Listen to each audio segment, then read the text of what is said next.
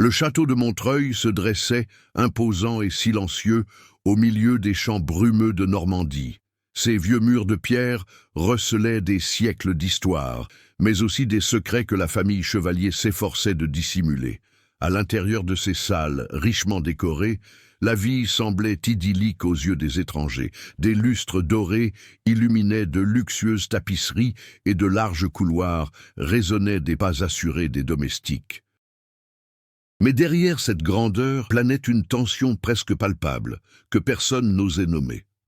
Marie Chevalier, l'héritière du palais, descendait silencieusement le couloir principal. Ses yeux verts, habitués à l'opulence, cherchaient à présent quelque chose d'indéfinissable, une ombre, un mouvement étrange, le moindre signe d'anomalie. Depuis son retour de la capitale, les rumeurs d'événements inexplicables s'étaient multipliées parmi les domestiques, des chuchotements dans les murs, des portes qui se verrouillaient toutes seules, et d'étranges odeurs de fleurs fanées que personne ne parvenait à identifier. Marie ressentait le poids de son héritage familial, non seulement en richesse, mais aussi en mystère qui semblait vivant. Pendant ce temps, à l'autre bout du palais, son jeune frère, Lucien, examinait la vieille bibliothèque où des livres poussiéreux contenaient des récits d'anciens chevaliers. On y lisait des histoires de disparition, de contrats mystérieux et d'une présence qu'il ne fallait surtout pas invoquer selon la tradition. Lucien éprouvait un mélange de fascination et de crainte, la peur de l'inconnu et la curiosité de celui qui veut percer le mystère des apparences. Le patriarche, Armand Chevalier, demeurait dans son bureau, plongé dans des papiers et des lettres qui n'auraient jamais dû quitter l'ombre. Son expression austère en disait long. Il savait que la réputation de la famille reposait sur le maintien de certaines vérités enfouies. Mais alors que d'étranges nuits se succédaient, Armand comprit que le contrôle lui échappait. Quelque chose dans le palais semblait résister à son autorité, comme si les murs eux-mêmes étaient animés d'une volonté propre. Une nuit, Marie fut réveillée par un bruit étouffé, un cri qui semblait provenir du mur de sa chambre. D'abord, elle crut à un cauchemar, mais le bruit persista. Essoufflée, elle s'approcha du mur et remarqua une minuscule fissure, presque invisible. De là, une faible lumière pulsait, projetant des ombres dansantes sur le parquet. La peur et la curiosité se disputaient en elle, mais quelque chose, un instinct ancien et troublant, la poussa à explorer davantage. Pendant ce temps, Lucien, ignorant de la découverte de sa sœur, suivait sa propre piste mystérieuse. Il trouva une boîte en bois sculptée dissimulée derrière une bibliothèque. À l'intérieur, des papiers jaunis évoquaient des rituels ancestraux et des pactes que nul ne devait connaître.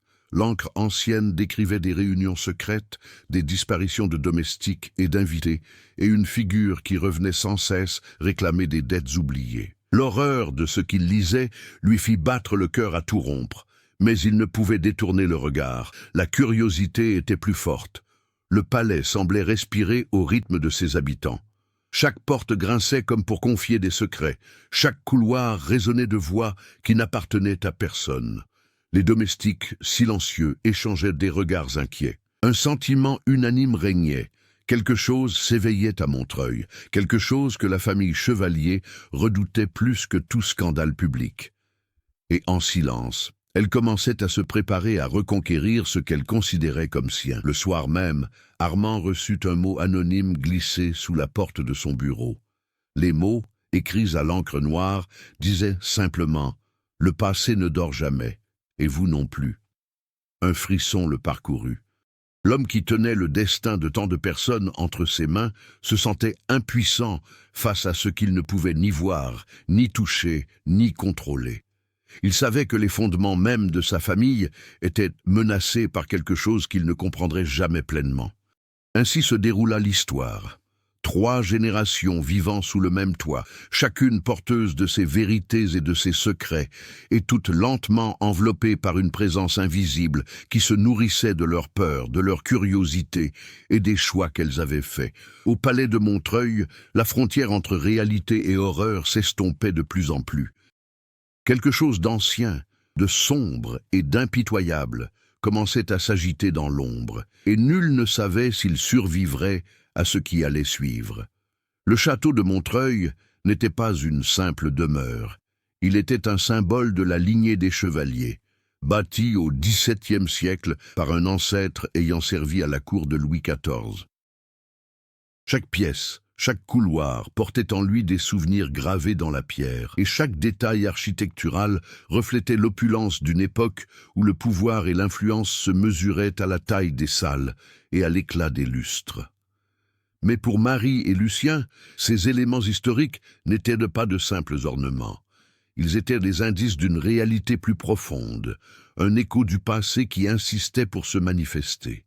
Depuis son enfance, Marie était fascinée par l'histoire de sa famille et par le palais lui-même. Elle passait des heures à explorer des couloirs oubliés, découvrant des portes cachées et des passages secrets.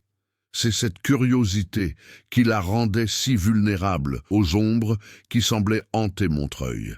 Son apparence délicate, alliée à une détermination tranquille, faisait d'elle une personne qui passait facilement inaperçue. Un atout qui se révélerait à la fois utile et dangereux. Chaque pas qu'elle faisait sur le plancher de bois qui grinçait résonnait comme un murmure d'anciens secrets, et chaque objet ancien qu'elle touchait ravivait des souvenirs que la famille ne souhaitait plus jamais évoquer. Lucien, en revanche, était plus rationnel et méthodique, doté d'un esprit critique qui le poussait presque toujours à douter des histoires de hantises et de murmures que Marie racontait. Il s'intéressait moins au passé qu'aux mécanismes susceptibles d'expliquer un mystère. Il passait de longues heures à examiner de vieux livres, des cartes et des documents historiques, cherchant une explication logique à ces événements étranges. Mais plus il creusait, plus il se trouvait pris au piège de schémas qui défiaient toute logique. Récits de disparitions mystérieuses, comptes rendus d'événements surnaturels et symboles énigmatiques peints sur les murs de l'aile la plus ancienne du palais. Les domestiques du palais, eux aussi, recelaient leur propre complexité. Jeanne, la gouvernante, était une femme d'âge mûr au passé mystérieux. Elle arpentait les couloirs avec une précision quasi militaire, orchestrant les tâches des domestiques et maintenant l'ordre dans le chaos silencieux de Montreuil. Son regard laissait deviner qu'elle en savait plus qu'elle ne le laissait paraître. Peut-être les secrets de générations passées, peut-être un pacte avec la présence même qui hantait le palais. Pierre, le jardinier, semblait toujours se trouver là où il n'aurait pas dû être, observant discrètement, remarquant ce que les autres ignoraient. Sa présence, tant à l'extérieur qu'à l'intérieur du palais, suggérait un lien ancien et, d'une certaine manière, énigmatique avec l'histoire familiale. La France où se situait Montreuil possédait un caractère unique. La Normandie, avec ses brouillards épais et ses forêts ancestrales, offrait un cadre idéal au mystère qui se jouait entre le réel et le surnaturel. La tradition locale de récits de fantômes et de légendes, issus d'anciennes lignées aristocratiques, renforçait l'aura de terreur qui entourait le palais. Les légendes qui circulaient parmi les villageois des environs, évoquant des pactes ancestraux et des esprits gardiens, contribuaient à cette atmosphère pesante, faisant de Montreuil une sorte de microcosme de l'histoire hantée de la région. En explorant les couloirs et les pièces, les frères et sœurs découvrirent des détails qui renforçaient la terreur qui régnait dans le lieu.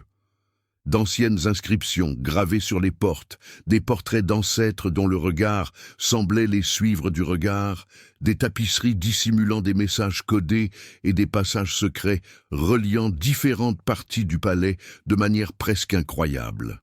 Chaque découverte ajoutait une nouvelle dimension au suspense, révélant que le palais n'était pas seulement un lieu physique, mais aussi un espace psychologique et émotionnel, qui influençait les pensées et les actions de ses habitants. Armand Chevalier, de plus en plus conscient de l'instabilité croissante, cherchait à garder le contrôle. Sa routine rigide de réunions et de décisions administratives dissimulait une peur grandissante. Il comprenait que le pouvoir de la famille ne reposait pas seulement sur la fortune, mais aussi sur le silence et le secret qui entouraient chaque génération. Le patriarche voyait avec appréhension l'intérêt grandissant de Marie et Lucien pour les secrets susceptibles de révéler la fragilité de la lignée des chevaliers. Montreuil n'était donc pas qu'un simple décor, c'était un personnage à part entière. Chaque pièce, chaque couloir, chaque ombre s'intégrait à un récit vivant qui exigeait attention, courage et parfois sacrifice. L'histoire de la famille, les mystères du palais et les tensions entre ses habitants s'entremêlaient, créant un monde riche en détails culturels, historiques et psychologiques, où la frontière entre raison et inexplicable devenait de plus en plus floue. Les journées au palais de Montreuil s'éternisaient et un sentiment de menace grandissait. Marie avait l'impression que les couloirs s'allongeaient, que les ombres s'épaississaient, comme si le palais lui-même respirait autour d'elle. Chaque recoin semblait abriter des yeux invisibles et des murmures inaudibles résonnaient contre les murs, renforçant la peur que les domestiques peinaient à nommer. Lucien, pourtant plus rationnel, commençait à remarquer d'étranges phénomènes, des portes qui se verrouillaient d'elles-mêmes, des objets qui se déplaçaient, et une impression d'être poursuivi qui s'intensifiait chaque nuit. Le conflit commença à se manifester plus concrètement lorsque Marie découvrit une petite pièce oubliée, dissimulée derrière une tapisserie du XVIIIe siècle. Au centre, un piédestal en bois supportait un vieux journal intime poussiéreux, apparemment écrit par l'un des ancêtres les plus énigmatiques de la famille. Les pages décrivaient d'étranges rituels, des réunions secrètes et des disparitions dont personne n'avait le droit de parler. Des avertissements explicites stipulaient que certains secrets ne devaient jamais être révélés. En feuilletant le journal, Marie sentit un frisson lui parcourir l'échine. Chaque mot semblait lui murmurer directement, comme si le palais était vivant et tentait de lui communiquer quelque chose. Lucien, s'apercevant de l'absence de sa sœur, se mit à sa recherche dans les couloirs labyrinthiques de Montreuil. C'est alors qu'il découvrit la pièce secrète et le journal ouvert. Sa lecture le remplit d'incrédulité et de terreur. Les instructions qu'il contenait semblaient correspondre aux étranges phénomènes qu'il avait déjà observés. Le sentiment qu'une force ancestrale les observait s'intensifiait. Ils comprirent tous deux qu'il ne s'agissait ni d'une histoire, ni d'une superstition, mais d'une présence active, réagissant à leurs actes. À mesure que les frères et sœurs s'enfonçaient dans le mystère, la famille commençait à ressentir les effets de ce trouble. Armand remarqua que des employés disparaissaient pendant des heures, revenant pâles et muets, ou ne revenant tout simplement pas. Jeanne, la gouvernante, se mit à agir nerveusement, courant dans les couloirs comme si elle obéissait à des instructions invisibles. Même Pierre, le jardinier, montrait des signes de malaise, évitant certaines parties du palais comme s'il craignait d'y pénétrer. Chaque personnage secondaire ajoutait une nouvelle dimension au conflit, rendant la tension plus complexe et imprévisible. Une nuit, Marie et Lucien décidèrent d'explorer l'aile la plus ancienne du palais, appelée le couloir de la mémoire, où les portraits de leurs ancêtres semblaient les épier. Ils y découvrirent une porte qui ne figurait pas sur les anciens plans du palais.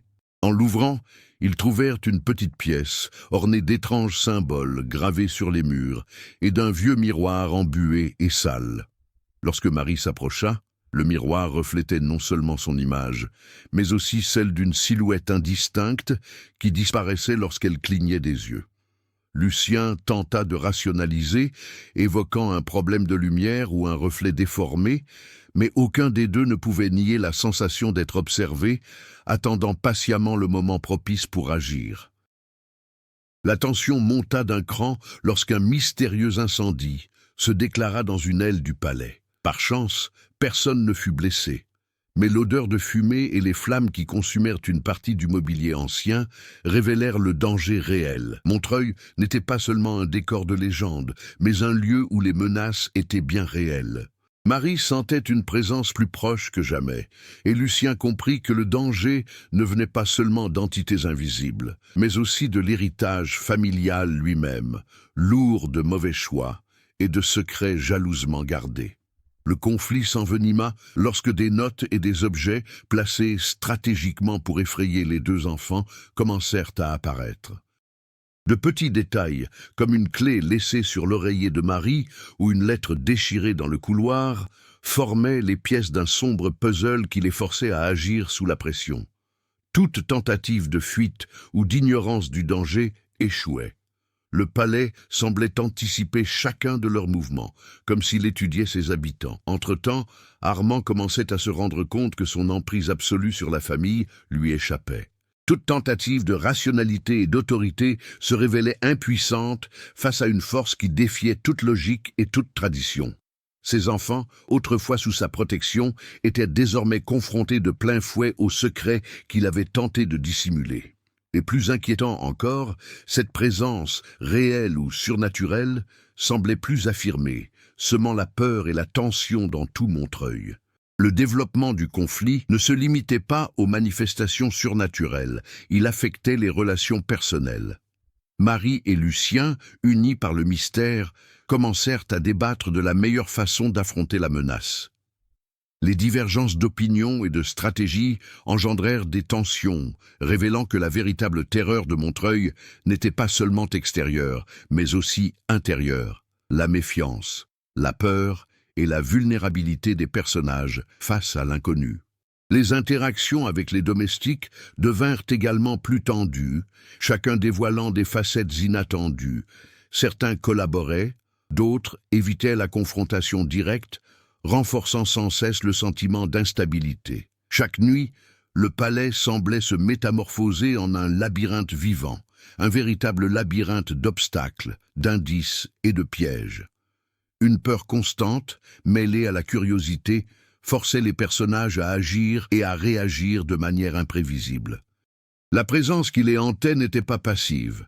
Elle les pressait, les provoquait et les manipulait, engendrant un conflit complexe qui explorait le passé, le présent et les conséquences inévitables, encore à venir. Alors que la terreur au palais de Montreuil s'intensifiait, des intrigues secondaires se multipliaient, tissant une toile encore plus complexe de peur, de secrets et de trahison.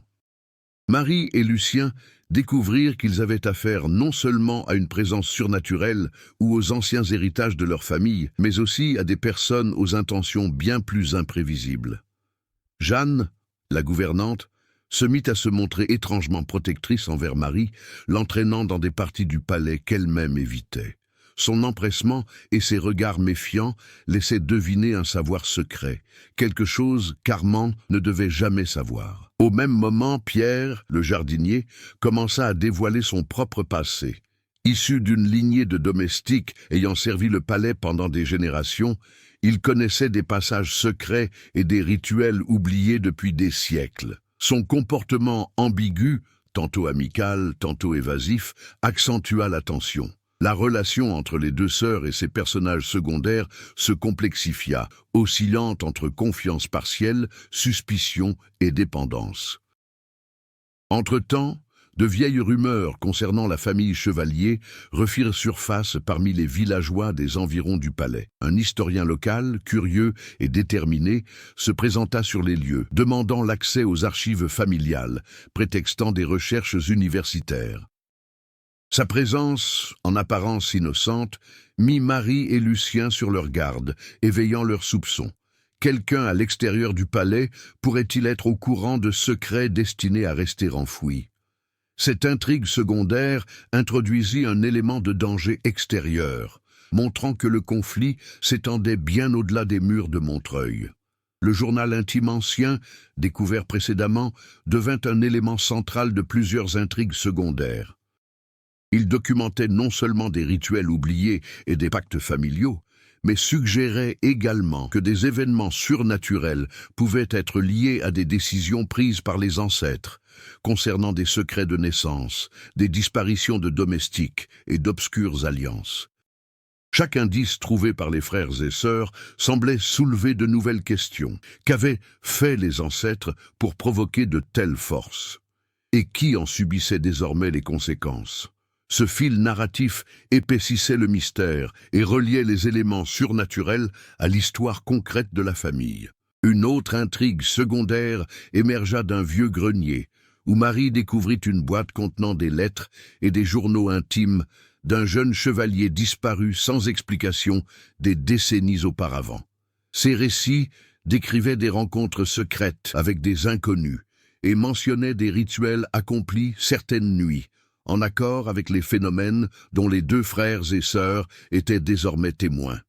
Cette découverte amena Marie à douter de sa propre santé mentale et renforça son besoin urgent de découvrir la vérité. Lucien, sceptique de nature, dut faire face à la tension de croire en des éléments défiant toute logique, ce qui accentua le conflit intérieur et la complexité émotionnelle de son parcours. Les domestiques jouaient également un rôle crucial dans l'écheveau des intrigues secondaires. Certains, comme la cuisinière Marguerite, commencèrent à se comporter étrangement. Des ingrédients disparaissaient, les plats étaient préparés de façon irrégulière et des messages énigmatiques étaient laissés sur les assiettes ou les ustensiles. De petits détails presque imperceptibles alimentaient le sentiment que quelque chose ou quelqu'un manipulait tout le monde au palais.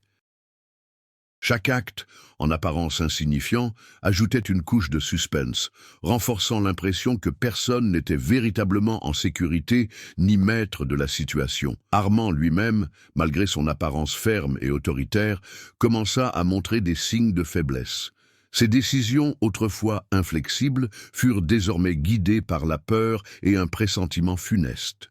Il s'efforçait de maintenir l'ordre, mais son incapacité à saisir l'ampleur du mystère engendra des conflits intérieurs tant en lui-même qu'avec ses enfants. Cette intrigue secondaire, centrée sur le patriarche, renforça la dimension dramatique de l'histoire, illustrant comment l'histoire du palais avait marqué chaque individu d'une manière unique et inéluctable. Finalement, le palais, bien plus qu'un simple décor, continua d'agir comme un élément actif de l'intrigue.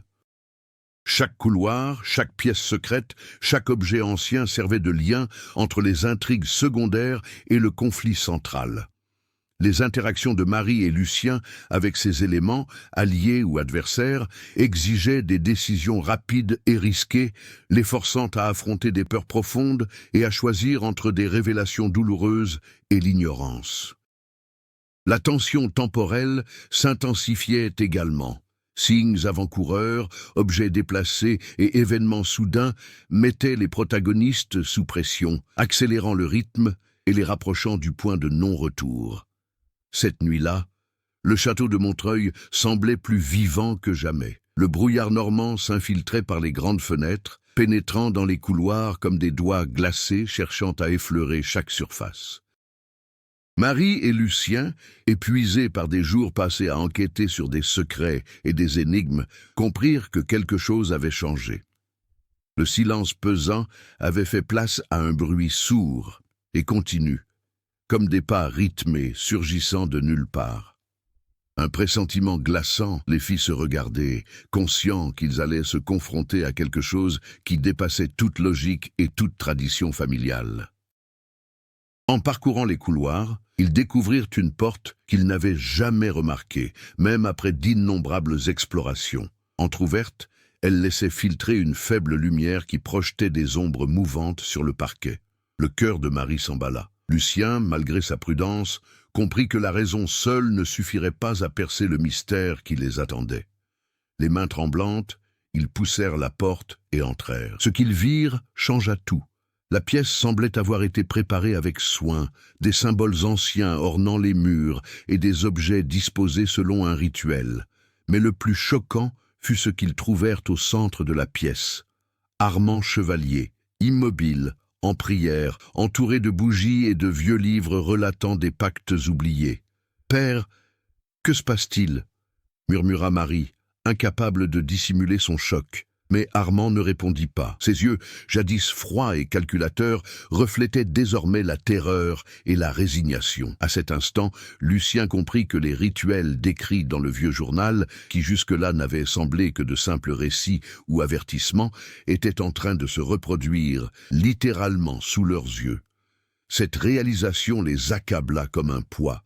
Le patriarche, gardien des secrets, tentait de maîtriser l'incontrôlable. Avant qu'il ne puisse réagir, un changement soudain s'abattit sur la pièce. Les bougies vacillèrent violemment et des ombres dansèrent sur les murs, prenant des formes humanoïdes et indistinctes. Un vent glacial se leva de nulle part, éteignant certaines flammes et faisant tomber des livres au sol. Marie sentit une présence s'approcher, murmurant son nom d'une voix à la fois familière et horriblement déformée. Lucien tenta de retenir sa sœur, mais une force invisible semblait résister à chacun de ses mouvements, les repoussant du centre du rituel. Alors survint la révélation la plus bouleversante. Des ténèbres émergea une silhouette, la jeune chevalier disparue des décennies auparavant, dont Marie avait retrouvé les lettres au grenier. Mais ce n'était plus la même que celle des écrits ou de ses souvenirs. Son visage était marqué par le temps et la douleur, et ses yeux, vides et brillants, reflétaient une conscience qui transcendait la vie. Elle désigna Armand du doigt, et une vague de compréhension et d'horreur submergea les deux frères et sœurs. Tout ce qui s'était passé au palais était lié aux erreurs du patriarche, au pacte conclu en secret et à l'incapacité de la famille à assumer les conséquences de ses actes. Le choc fut le plus grand lorsque la silhouette révéla, sans un mot, que la lignée des chevaliers avait invoqué des forces qui exigeaient désormais des sacrifices. Les ombres s'agitèrent, formant des figures évoquant d'anciens serviteurs, amis et parents mystérieusement disparus. Chaque visage était une accusation silencieuse, chaque mouvement un rappel que le passé ne pouvait être ignoré. Marie comprit qu'il n'avait pas affaire à de simples fantômes ou à la superstition. La vérité que la famille redoutait était bien vivante, consciente et impitoyable. Armand, enfin conscient de la gravité de la situation, tenta de l'expliquer à ses enfants. Mais les mots lui manquèrent face à la terreur ambiante. Il révéla que toute la richesse et le pouvoir de sa famille avaient été bâtis sur de sombres pactes et des secrets, mais que, malgré tous ses efforts pour contrôler les forces qu'il avait réveillées, elles agissaient désormais de leur propre chef. Chaque trace de peur, chaque choix négligent avait alimenté une force devenue incontrôlable. Le tournant ne résidait pas seulement dans la révélation de la vérité, mais aussi dans la transformation du regard des deux frères et sœurs. Marie, jadis curieuse et déterminée, devait désormais faire face à son propre courage, face à l'incompréhensible. Lucien, sceptique et rationnel, comprit enfin que la logique ne suffirait pas. Le palais, le passé et Armand lui-même étaient inextricablement liés dans un conflit qui exigeait de l'action, non des explications. Quant à Armand, le patriarche arrogant et autoritaire, il vit son autorité et sa réputation s'effondrer en un instant, révélant une vulnérabilité et une peur profonde. Les tensions s'exacerbèrent lorsque le jeune chevalier disparut de nouveau, laissant un message silencieux. À chaque action de la famille, le palais réagirait, et rien ne pourrait plus effacer les conséquences des péchés ancestraux. Montreuil se révéla alors non seulement comme un décor, mais comme le véritable antagoniste de l'histoire, une force façonnée par les secrets, les peurs et les erreurs de ses habitants, prête à reconquérir sa place. À ce stade, tous les personnages, Marie, Lucien et Armand, furent contraints de se confronter à leurs propres limites et à leurs peurs. L'histoire ne serait plus jamais la même, et le chemin vers la résolution exigerait des choix difficiles, du courage, et la compréhension que tous les secrets ne devaient pas être dévoilés, mais que certains ne pouvaient plus rester enfouis. Le réveil à Montreuil marqua profondément le chevalier. Marie, encore sous le choc, ressentait le poids de chaque secret révélé comme s'il était tangible. Les couloirs lui paraissaient plus longs, les ombres plus denses, et l'air lourd d'un silence inquiétant, écho de présence passée.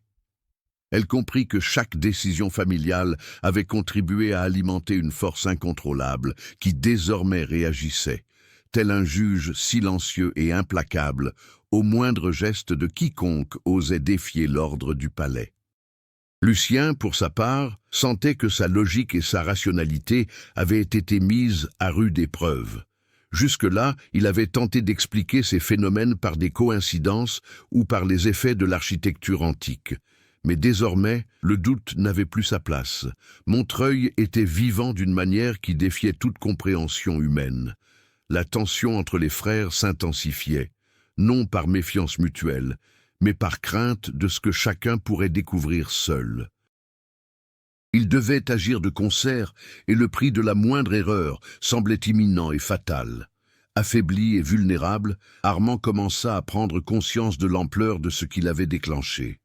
Chaque ombre mouvante, chaque murmure imperceptible lui rappelait cruellement la fragilité de son autorité et de sa vie face au poids du passé.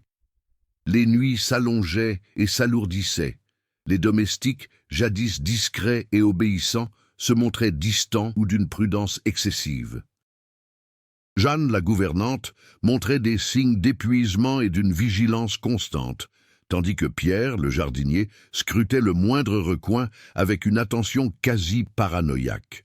Le palais exerçait une influence sur tous ceux qui y vivaient, transformant chaque action en une réaction calculée, non guidée par le libre arbitre, mais par la peur de Montreuil. Tandis que les frères et sœurs tentaient d'organiser les informations qu'ils avaient découvertes, de petites crises commencèrent à surgir. Des portes se verrouillaient inopinément, des objets disparaissaient, des portraits changeaient d'expression selon l'angle de vue. Chaque incident renforçait l'impression que le palais était vivant et conscient, les obligeant à réagir promptement et à reconsidérer chacune de leurs actions. Il ne s'agissait pas seulement d'affronter des apparitions ou des ombres, c'était un jeu de survie mentale et émotionnelle où chaque décision avait des conséquences immédiates. La présence surnaturelle influençait directement les interactions entre les personnages. Marie et Lucien devaient partager des informations incomplètes, analyser des signes et interpréter des indices, tandis qu'Armand se trouvait incapable de maîtriser pleinement la situation. Les domestiques, malgré leur bonne volonté, devenaient des éléments imprévisibles, leurs actions influencées par la peur et des forces invisibles. Chaque réaction humaine, hésitation, courage, impulsion, était amplifiée par l'environnement, et Montreuil semblait absorber ses énergies, devenant ainsi plus intense et menaçant. Le vieux journal restait un élément central, mais sa fonction avait changé. Il ne révélait plus de secrets, il guidait, avertissait et, d'une certaine manière, provoquait les protagonistes. Les instructions et les récits d'anciens pactes étaient clairs. Le passé ne pardonne pas, et toute tentative de l'ignorer aurait des conséquences directes. Marie commença à comprendre qu'il ne suffisait pas de percer les mystères. Il fallait saisir les règles du jeu et agir avec précision pour éviter de plus grandes tragédies. Un autre effet immédiat fut psychologique. Marie et Lucien commencèrent à faire d'intenses cauchemars, revivant des scènes mêlant souvenirs, légendes et réalité. La terreur, autrefois seulement physique, envahit leur subconscient, influençant leurs décisions et leurs relations. Ils comprirent que non seulement le palais, mais aussi l'héritage familial portait un poids qui les marquerait à jamais. Désormais, chaque décision devrait prendre en compte non seulement leur survie, mais aussi l'avenir de la lignée des chevaliers. La tension atteignit son paroxysme dans une urgence silencieuse. Montreuil ne tarderait pas à punir les erreurs. À chaque geste des protagonistes, le palais réagissait, comme pour mettre à l'épreuve leur capacité d'adaptation et leur courage. Les réactions de chacun se firent plus viscérales. Peur, choc, détermination et même désespoir se succédaient dans des moments qui exigeaient des décisions rapides. Il était clair que l'histoire ne pouvait plus continuer ainsi. Le tournant avait tout changé. Finalement, les révélations eurent des répercussions extérieures. Les villageois proches du palais commencèrent à remarquer d'étranges comportements chez les chevaliers, comme si les tensions internes étaient à leur comble. La légende familiale, jusque-là chuchotée, semblait désormais se matérialiser en événements qu'il était impossible d'ignorer.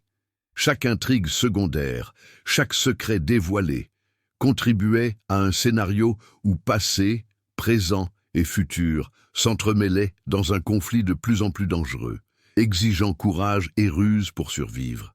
Peu à peu, Marie et Lucien comprirent que survivre à Montreuil exigeait plus que du courage.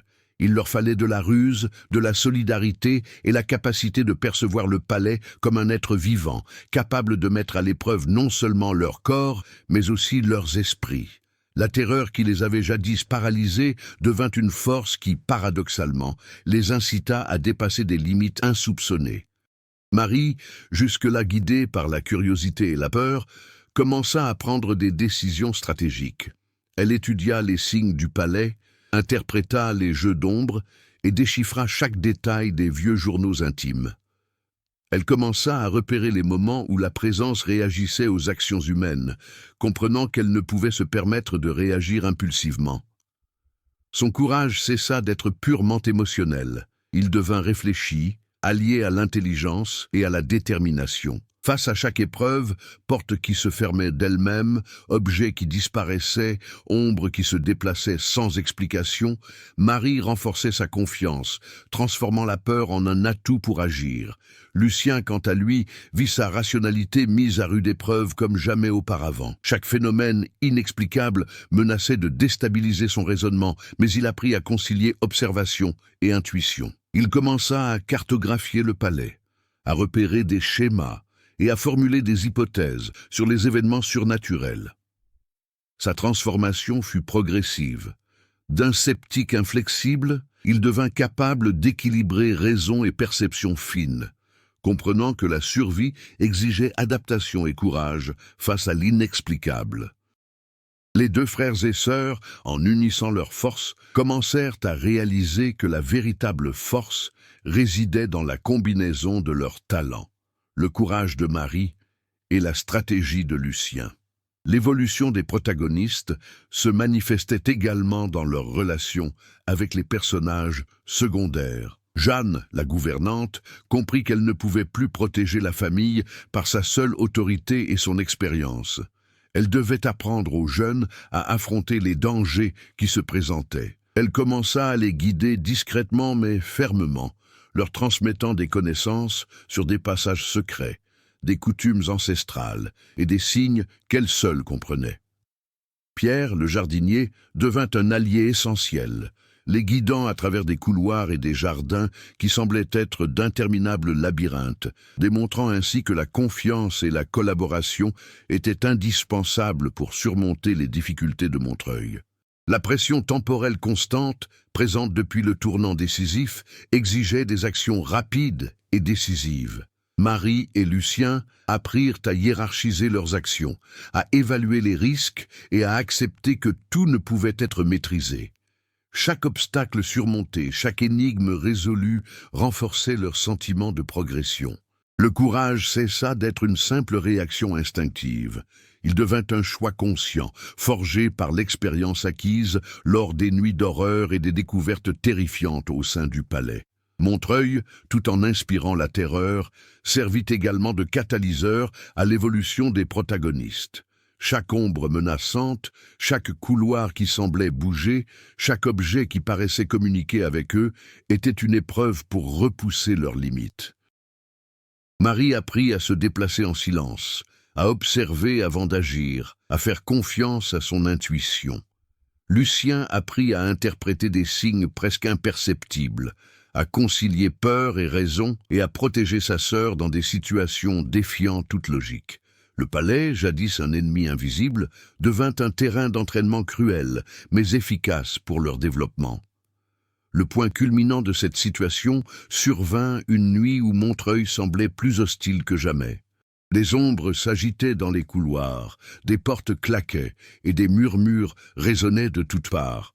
Forts de leur expérience, Marie et Lucien se frayaient un chemin avec précision dans les couloirs, empruntant passages secrets et signaux appris de Jeanne et Pierre. Chacune de leurs décisions était le fruit du courage, du bon sens et d'une confiance mutuelle. Pour la première fois, ils n'étaient plus de simples survivants. Ils étaient devenus des acteurs à part entière, affrontant le palais avec intelligence et détermination. De plus, la croissance psychologique des protagonistes s'est manifestée par une confiance en soi et une résilience accrue.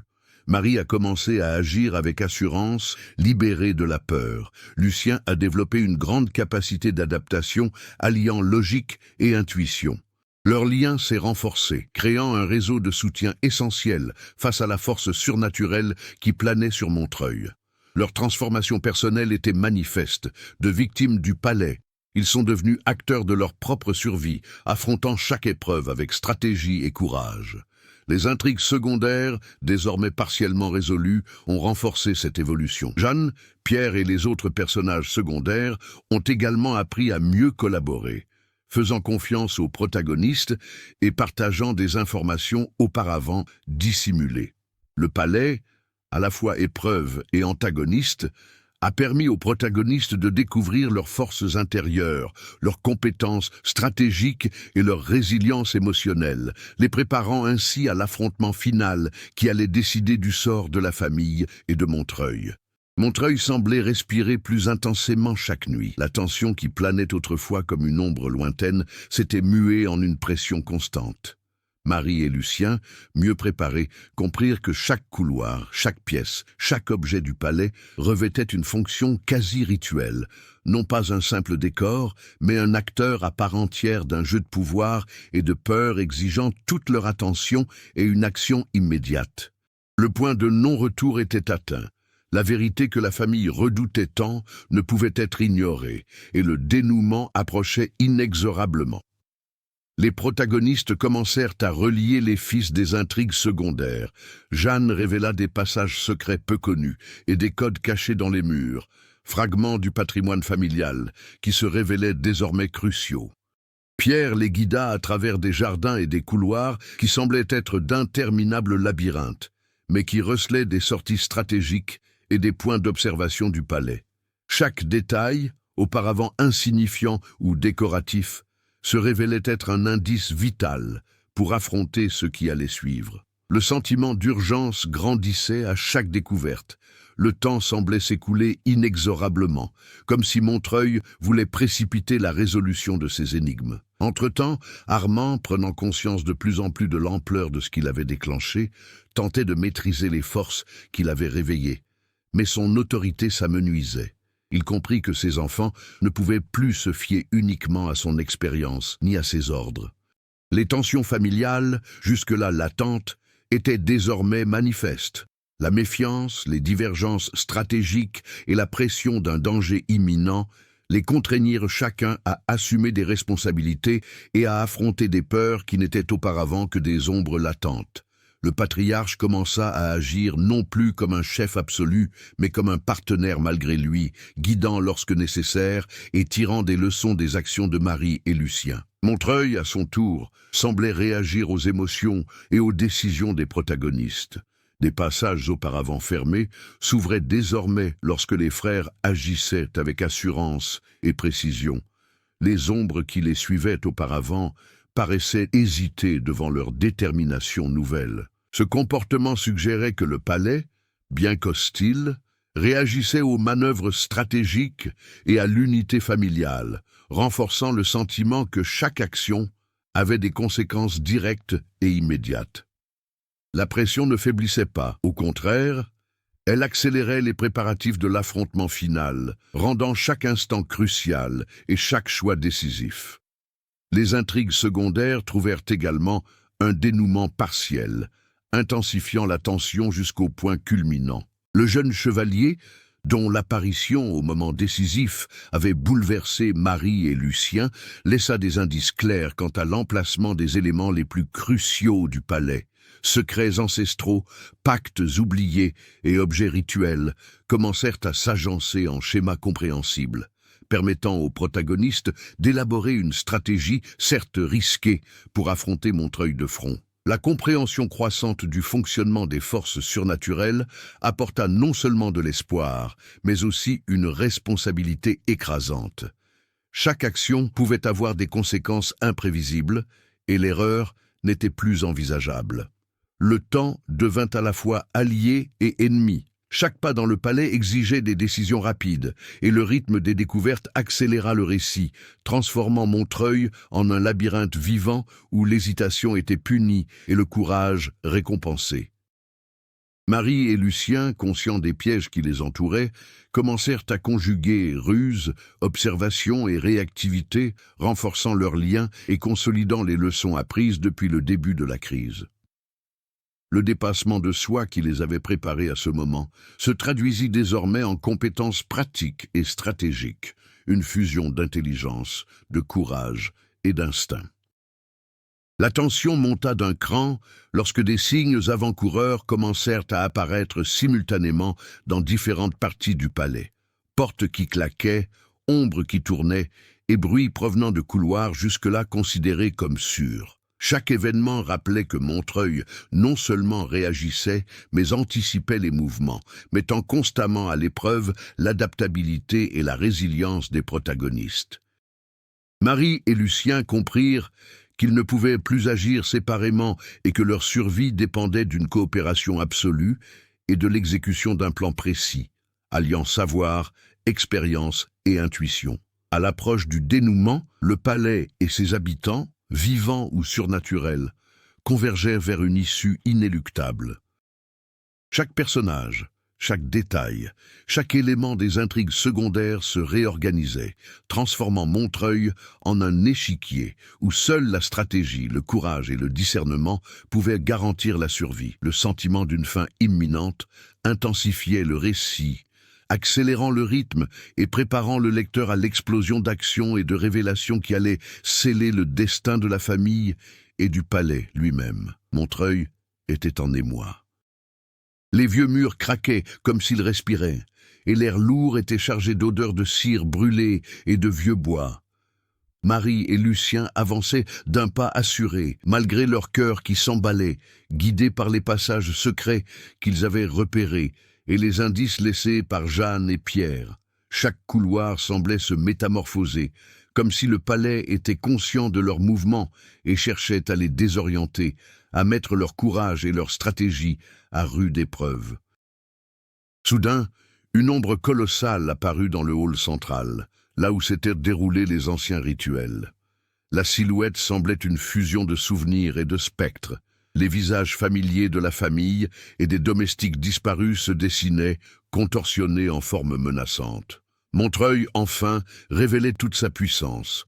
Non pas un simple lieu, mais une entité vivante, capable de manipuler l'espace, le temps et la perception. Marie prit une profonde inspiration, pressentant que le courage et la ruse acquis ces dernières nuits lui seraient indispensables. « Lucien, il faut que nous procédions séparément. Si nous y allons ensemble, le palais va nous désorienter, » dit-elle d'une voix ferme, malgré la terreur qui imprégnait chacun de ses gestes. Lucien acquiesça, comprenant que la rationalité et la planification devaient guider ses actions, tandis que Marie serait le catalyseur émotionnel nécessaire pour affronter le surnaturel. Ils se séparèrent. Lucien progressa dans les couloirs latéraux, manipulant portes et objets, détournant l'attention des ombres qui cherchaient à l'isoler, tandis que Marie se dirigea vers le centre du hall, où Armand était prisonnier, incapable de bouger, entouré d'une aura qui reflétait des décennies de secrets, de mensonges et de pactes oubliés. La présence du patriarche était au cœur de l'énergie qui animait Montreuil, sa culpabilité, sa peur et son arrogance désormais concentrées dans une manifestation presque physique. Le tournant décisif survint lorsque Marie comprit quelque chose de crucial. Le jeune chevalier, apparu à ce moment précis, avait laissé des indices concernant un objet clé, un ancien médaillon symbolisant l'unité et la rédemption de la famille. Le retrouver signifiait non seulement libérer Armand, mais aussi affaiblir le pouvoir de Montreuil. Le médaillon en main, Marie sentit une vague d'énergie envahir la pièce, et pour la première fois, les ténèbres s'écartèrent devant la détermination de sa sœur. L'objet agissait comme un canal d'équilibre, reliant le passé, le présent et l'avenir de la famille. Pendant ce temps, Lucien parvenait à distraire les petites entités qui hantèrent les couloirs latéraux grâce aux connaissances et à la logique acquise lors de ses explorations. Sa transformation était manifeste. Le sceptique inflexible était devenu un stratège, guidant ses actions de manière à optimiser la sécurité et l'efficacité des déplacements au sein du palais. Chaque pas, chaque décision témoignait d'une évolution, d'un courage et d'une intelligence indispensable pour affronter une force qui dépassait l'entendement humain. Le moment décisif survint lorsque Marie, face à Armand, leva le médaillon et prononça les mots inscrits dans les anciennes inscriptions, non pas de simples incantations, mais des affirmations de repentir, d'unité et de courage. Montreuil réagit violemment. Des courants d'air et des ombres tourbillonnèrent autour d'eux, des objets volèrent dans les couloirs, et le sol trembla. Mais au lieu de les anéantir, L'énergie du médaillon commença à réorganiser le palais, dissipant les manifestations de haine et de vengeance qui hantaient les lieux depuis des décennies. Les larmes aux yeux, Armand comprit enfin l'ampleur de ses erreurs. Aucun mot ne suffirait à tout réparer, mais les actions de ses enfants lui permirent d'affronter la vérité. Pour la première fois, le patriarche était vulnérable, non seulement physiquement, mais aussi émotionnellement, devenant ainsi partie intégrante de la solution et non plus du problème. L'unité familiale et la confrontation consciente avec le passé affaiblirent le pouvoir de Montreuil, prouvant que le courage, la ruse et la compassion étaient plus forts que n'importe quel secret ou pacte ancestral. Les ombres, jadis menaçantes, commencèrent à se dissiper, révélant la véritable nature de Montreuil. Non pas un monstre absolu, mais le reflet amplifié de l'histoire et des actions de ses habitants. Chaque pas de Marie et Lucien, chaque décision stratégique avait transformé la terreur en un outil pour surmonter l'adversité, leur apprenant qu'affronter la peur avec intelligence et unité était la clé du rétablissement de l'équilibre. Lorsque le silence revint enfin au palais, l'effet fut presque palpable. Marie serrait le médaillon contre elle. Lucien observait les couloirs qui lui avaient paru interminables et terrifiants. Et Armand, avec un mélange de soulagement et d'humilité, comprit que Montreuil n'était pas seulement le lieu de leur vie, mais le reflet de tout ce qu'il leur faudrait affronter pour survivre et se reconstruire. La terreur avait fait place à l'apprentissage, le secret à la révélation, et l'impossible à l'action concrète. Le dénouement s'acheva sur un sentiment de victoire, mais non sans séquelles. Marie et Lucien savaient que le palais ne serait plus jamais tout à fait le même, et que chaque ombre porterait le souvenir de ce qu'ils avaient vécu. Pourtant, pour la première fois, ils se sentaient capables de maîtriser non seulement Montreuil, mais aussi l'héritage de leur famille, prouvant ainsi que la terreur, affrontée avec courage et intelligence, pouvait être transformatrice et révélatrice. Montreuil, désormais silencieux, semblait respirer plus calmement. Les couloirs, jadis emplis d'ombres et de murmures, étaient maintenant baignés d'un calme tendu, comme si le palais avait assimilé la leçon de sa propre force et de celle de ses habitants. Marie et Lucien marchaient côte à côte dans les salles, ressentant le poids du passé, mais aussi la force de le surmonter. Le médaillon qu'ils avaient conservé n'était pas qu'un simple objet, mais le symbole d'une famille qui avait enfin affronté ses failles, ses peurs et ses secrets les plus sombres. Armand, profondément transformé, demeurait agenouillé dans le hall central, contemplant les vestiges du rituel et méditant sur sa responsabilité. Pour la première fois depuis des décennies, il reconnut ses fautes sans se justifier ni se défendre. Les murs de Montreuil, témoins silencieux de la terreur et de la manipulation, semblaient désormais observer en silence le repentir et la réconciliation. Le patriarche comprit que l'autorité ne se mesurait pas au contrôle ou à la peur, mais à la capacité d'assumer les conséquences de ses actes et de protéger ceux qu'il aimait. Les liens familiaux, ébranlés par le passé et renforcés par le présent, commencèrent à se reconstruire. Marie et Lucien, unis par des épreuves extrêmes, tissèrent des liens indéfectibles. Le courage et l'intelligence dont ils firent preuve lors de l'affrontement avec Montreuil leur sauvèrent la vie et redéfinirent leurs rôles respectifs au sein de la lignée des chevaliers. La fraternité, jadis empreinte de curiosité et de scepticisme, était désormais guidée par la confiance, la stratégie et la compréhension mutuelle. La terreur qui avait longtemps plané sur la famille s'est muée en apprentissage. Chaque ombre, chaque murmure, chaque objet rituel qui paraissait jadis menaçant était désormais perçu comme une partie d'une histoire qu'il fallait affronter et comprendre. Montreuil, toujours imposant et mystérieux, cessait d'être l'ennemi absolu. Il devenait un rappel que les secrets ancestraux, ignorés ou manipulés, peuvent engendrer des conséquences dévastatrices, mais aussi que les affronter avec courage et intelligence peut restaurer l'équilibre et l'espoir. Au-delà de la famille, les personnages secondaires, Jeanne, Pierre et d'autres, ont également ressenti la transformation du lieu et de leur propre rôle.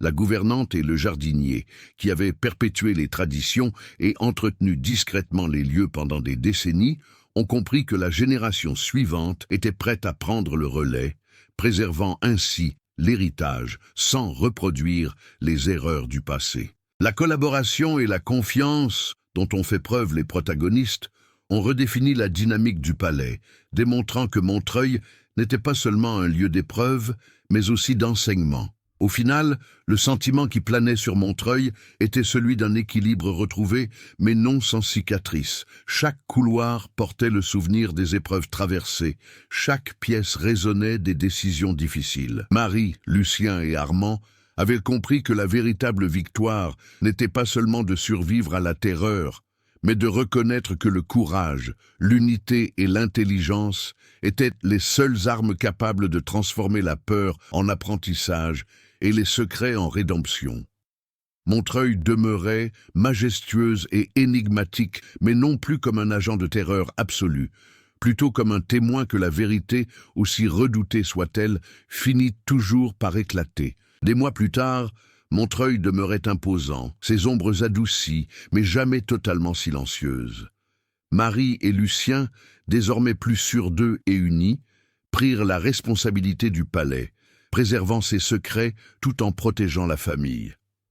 Armand, marqué par l'expérience, agissait avec humilité et prudence, conscient du poids de son héritage. La nuit, les couloirs murmuraient encore de vieilles histoires, leur rappelant que le passé ne disparaît jamais complètement. Mais la famille Chevalier, fortifiée par l'épreuve et l'apprentissage, était prête. Montreuil restait vivant, non comme un ennemi, mais comme un gardien obscur des leçons que seul le courage et l'unité pouvaient déchiffrer. Si la terreur et le mystère de Montreuil vous ont captivé, partagez cette histoire et dites-nous quel moment vous a le plus marqué. Aimez, commentez et abonnez-vous pour ne rien manquer des prochaines aventures et des secrets enfouis qui n'attendent qu'à être découverts.